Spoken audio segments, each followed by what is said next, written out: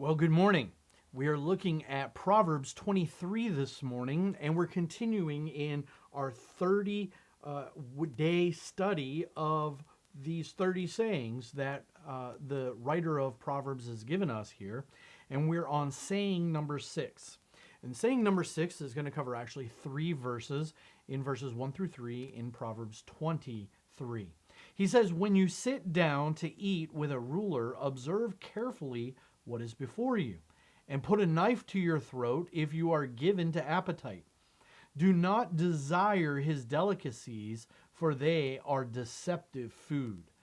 Now, one of the things when you read this proverb and this saying is it's not exactly clear exactly what is meant.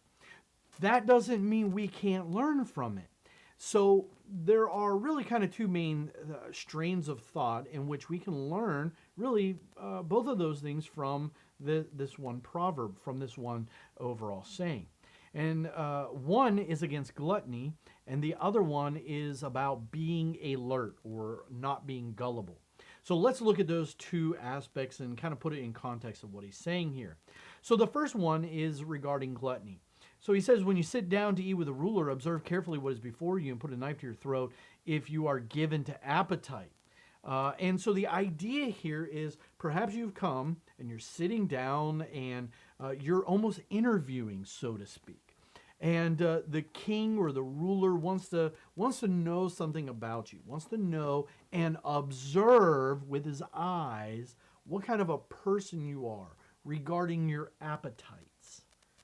And so if you are a person who is a glutton, someone who just, you cannot resist these things, then that may not be the kind of person that the king wants. And that's why he says, put a knife to your throat. I mean, you don't want to damage your character before the king. So you want to get away from that and maintain self-control. Self-control is a fruit of the Spirit. He says that you need to do this so that you won't blow it, so to speak. And so he says, listen, if you have this kind of a problem, you need to exhibit self-control. The second aspect, the second idea here is he may basically just be saying, look, you need to have your antenna up. You need to be careful about what is going on because nothing really is for free. Don't be gullible. There is that saying, nothing is for free. Everything has its price. And so that very well may be what is going on here. You see the king's table is spread out and he is giving all kinds of food. Come on in, sit down, eat.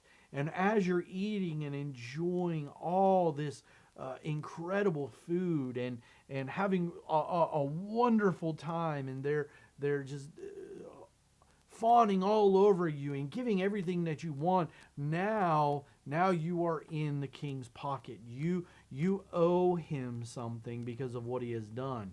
And so while you're enjoying this meal or after you have enjoyed it, the king then comes to you and says, now the reason I called you here is, and now you're stuck. Because he's given you food.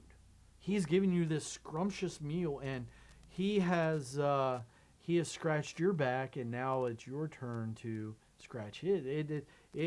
He's given you a favor, and now you owe him. As one commentator said, he may be just buttering you up for a favor here. And so the banquet in verse 3, it says, it could be quite deceptive. Notice that it says, do not desire his delicacies, for they are deceptive food. He's not giving these things to you because he likes you. He's giving these things to you because he wants to use you. He wants something from you. And so sometimes when that kind of thing happens, it will create a problem for us where we want to be loyal to the Lord, and we really can't because of other obligations and whatnot.